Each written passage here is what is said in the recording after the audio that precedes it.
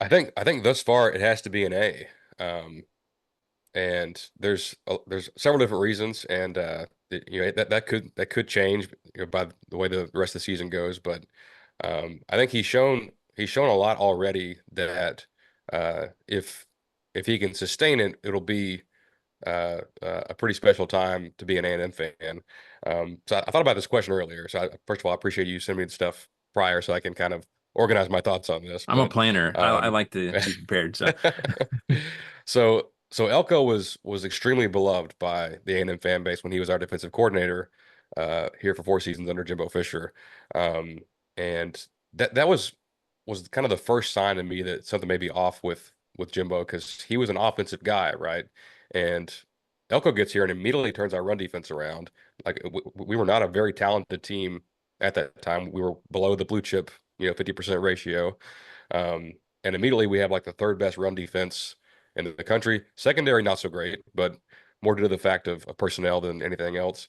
Um, and the defense was great for 4 seasons, and the offense was just kind of up and down. And I'm like, uh, this is great and all, but why is our offense not improving or showing what the defense is?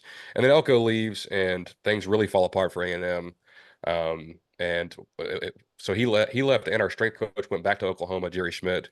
We promoted from within. That didn't go well. The foundation was already had cracks, and eventually the Jimbo Fisher era just completely crumbled at A&M. And whenever Elko left, we all had eyes on him at Duke, just out of curiosity, like not that he would go and set the world on fire, which he kind of did for Duke standards.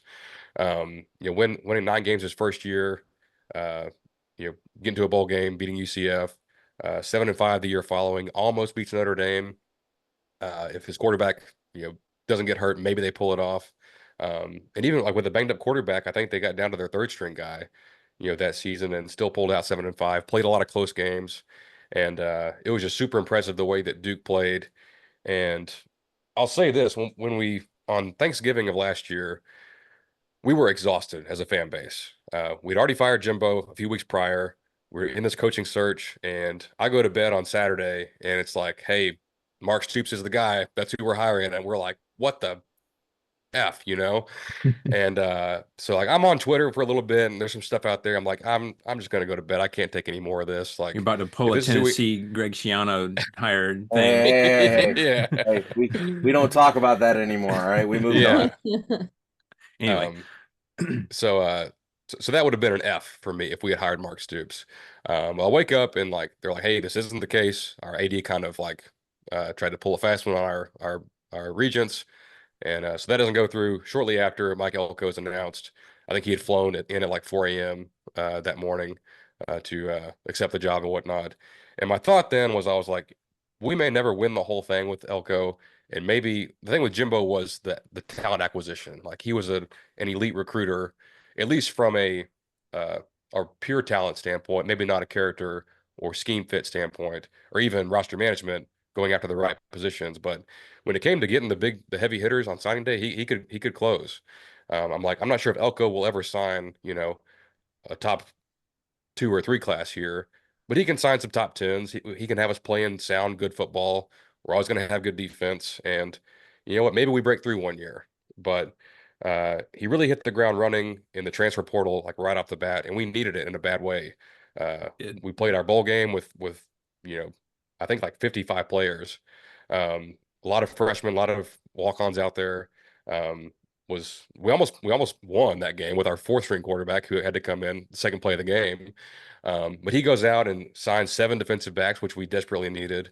Uh, Maybe lands the best player in the whole transfer portal last year, Nick Scorton, who has played extremely well so far this season.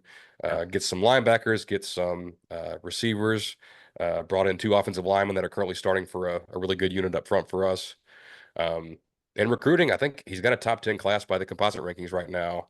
And so that part looks good. I think he's set up to do pretty well with next year's class. But I think he understands the organization aspect of it, of running a football program at this level. And he delegates so much. He's got a guy for just transfer portal scouting, for just high school scouting. He's got a general manager, that oversees all of it, and that sort of thing. He's very in tune with the need for NIL and trying to get that, going a little bit more here. But also like his coaching hires really impressed me when he first got here. Obviously Colin Klein, I was really excited by that one.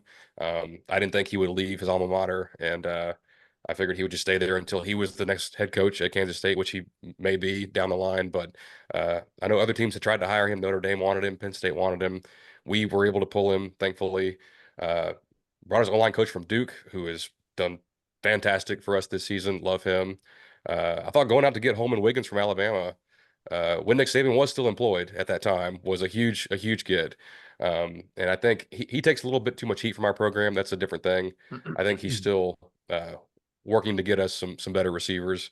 But so I liked his coaching hires. I liked his recruiting, his transfer class, and not just like his X's and O's is very, very good.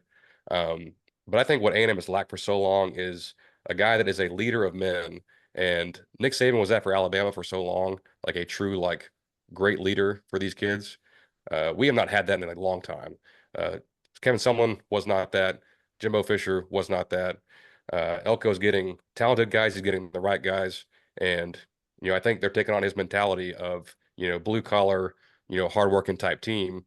And it's very exciting. And look, like we could finish this year 8-4 for all I know, which would not be the end of the world if we did. But in a couple of years, when he is truly, entrenched and everything is built, at this program, it could be something to be reckoned with. And as of right now, I think he'd pass with flying colors if I'm giving him a grade.